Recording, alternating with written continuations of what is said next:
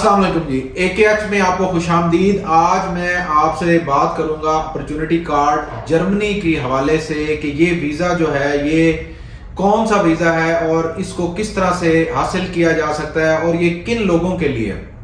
तो अगर opportunity card के इस वीज़े की बात की जाए तो ये 2025 में जर्मनी का सेटलमेंट के हवाले से बड़ा अच्छा वीज़ा उन्होंने इंट्रोड्यूस करवाया है। इसको बेसिकली हम जॉब सीकर वीज़ा भी कह सकते हैं और इसमें आप जर्मनी ट्रैवल करके अपनी कोई भी जॉब जो है वो तलाश करके इस वीज़े से दूसरे वीज़े पर कन्वर्ट होके अपनी PR जर्मनी में हासिल कर सकते हैं। और अगर मैं इसकी एलिजिबिलिटी की बात करूं तो इस जर्मनी के जॉब सीकर वीज़े के अंदर आपको 3 से 4 चीज़ें जो हैं वो आपको ज़ेहनशीन कर लेनी चाहिए। इसमें अगर हम सबसे पहले एजुकेशन की बात की जाए तो आपके पास कोई भी जो डिग्री है यूनिवर्सिटी की डिग्री वो होनी चाहिए। अगर जिन लोगों के पास यूनिवर्सिटी की डिग्री है तो उसके भी बेसिकली पॉइंट्स हैं। इसके बाद इसमें आपकी जो जॉब जो एक्सपीरियंस है जो आप कर रहे हैं यहाँ पे, जो अपने मुल्क में आप पहले से कोई जॉब कर रहे हैं उसका जो है वो एक्सपीरियंस काउंट होगा, तो उसके अलग से पॉइंट है। तो अगर इस जॉब सीकर वीज़े में पॉइंट्स के हवाले से बात की जाए कि कितने पॉइंट्स इसके टोटल है तो वो 6 पॉइंट्स हैं। और सबसे पहले जो है वो एजुकेशन के पॉइंट्स काउंट होते हैं। यूनिवर्सिटी से एफिलिएटेड डिग्री है उसके तकरीबन 4 पॉइंट्स होंगे। और इसके बाद आपके जो जॉब एक्सपीरियंस के पॉइंट है, जिन लोगों के पास 5 साल का एक्सपीरियंस है तो उनके जो पॉइंट्स हैं वो 3 है। और अगर 5 साल से कम है तो उसमें जो है आपके वो 2 पॉइंट्स होंगे। इसके बाद अगर हम इसमें जर्मन जो लैंग्वेज स्किल है अगर उसकी बात की जाए तो आपके पास इसके भी अलग से पॉइंट होते हैं। इसके अलावा जो लोग इंग्लिश बोल सकते हैं और जर्मन नहीं बोल सकते तो उनके भी उसी तरह से पॉइंट्स हैं।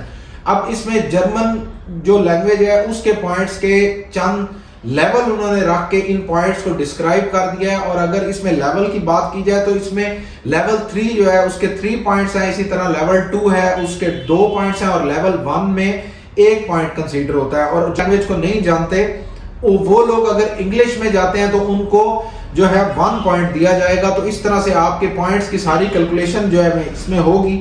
और इसके बाद आपकी जो एज के पॉइंट हैं वो जो लोग अंडर 35 हैं उनको 2 पॉइंट मिलेंगे और जो लोग 35 से 40 की एज रखते हैं उनको 1 पॉइंट इसमें दिया जाएगा। इसके अलावा अगर हम इसमें किसी जॉब ऑफर लेटर की बात की जाए तो इसमें आपको किसी किस्म का भी जर्मनी से जॉब ऑफर लेटर जो है वो रिक्वायर्ड नहीं है।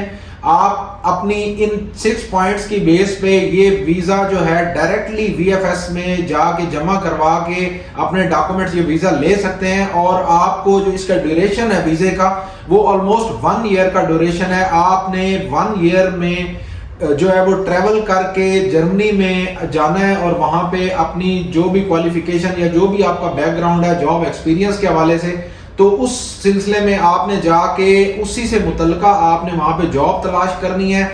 1 ईयर का आपके पास टाइम होता है और इसमें जो आपकी वीजा फीस होगी वो सिर्फ 90 यूरोज है, वो भी बड़ी नॉमिनल सी है।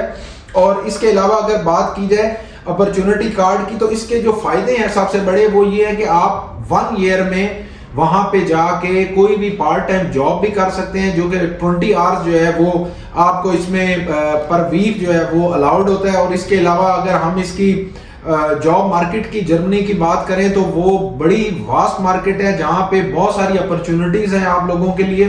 तो आप किसी भी टाइम ये वीजा अप्लाई करके जर्मनी जा सकते हैं और फिर वहां पर अपनी मर्जी से जॉब तलाश कर सकते हैं। इसमें आपको ना कोई वर्क परमिट की जरूरत है और ना ही किसी किस्म की कोई ऑफर लेटर या स्पॉन्सर लेटर या किसी भी किस्म का कोई वर्क परमिट जहां पे आपके कोई बहुत ज्यादा पैसे लग रहे हो तो वो नहीं चाहिए होते।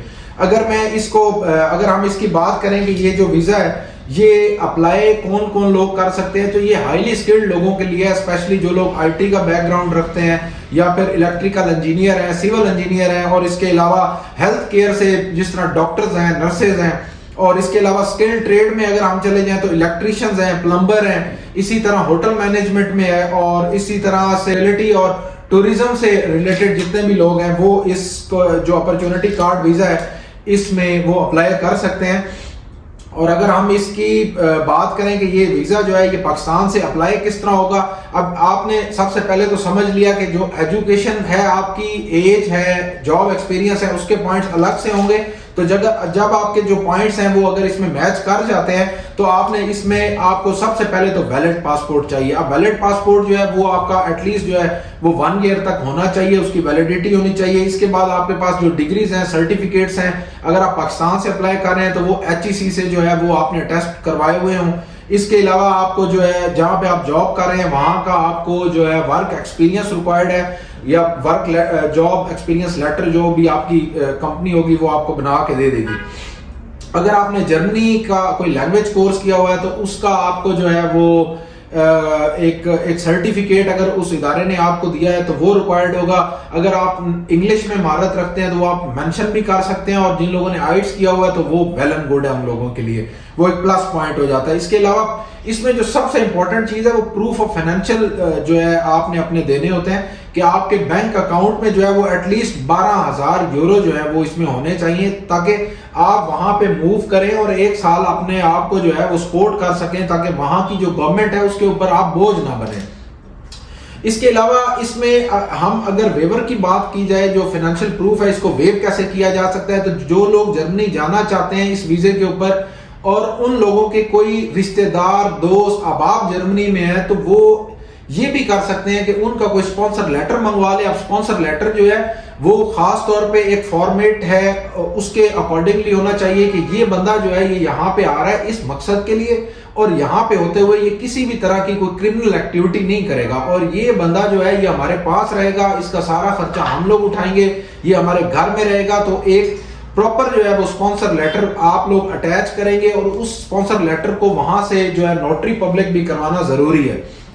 इसके अलावा अगर हम हेल्थ इंश्योरेंस की बात करें तो हेल्थ इंश्योरेंस भी इसमें आपको 1 साल की परचेज करनी होती है। इसके अलावा अगर इसकी जो है वो कोई भी बंदा जो जा रहा है वहां पे वीजा अप्लाई करने VFS में पाकिस्तान से, तो उसको एटलीस्ट जो है वो जो एक डमी या रिटर्न टिकट है वो भी अटैच करनी पड़ेगी, इंश्योरेंस है। और इसके अलावा जो है अगर आप स्टे करना चाह रहे हैं किसी भी जगह पे, तो आप कोई भी होटल की या किसी भी जगह की जो बुकिंग है वो Airbnb और booking.com से लेके उसको अटैच कर सकते हैं। और इसके अलावा अगर अपॉर्चुनिटी कार्ड की, एम्बेसी की बात की जाए तो ये पाकिस्तान में है, इस्लामाबाद में भी अवेलेबल। तो जिन लोगों के पास ये सारी रिक्वायरमेंट्स पूरी हैं वो लोग अपने डॉक्यूमेंट्स को गैदर करके इसी तरह से जो मैंने वीडियो में बताया है वो खुद भी अप्लाई करके 1 साल का जर्मनी का ये opportunity card, job seeker visa जो है वो हासिल कर सकते हैं। और फिर जो लोग हमारी रहनुमाई हासिल करना चाह रहे हैं तो वह नंबर मेंशन है, वो हमसे रब्ता करके हम भी उनकी जो है वो इसमें मदद कर सकते हैं कि वो लोग अपना जॉब सीकर वीजा जो है वो हासिल कर सकें। Thank you.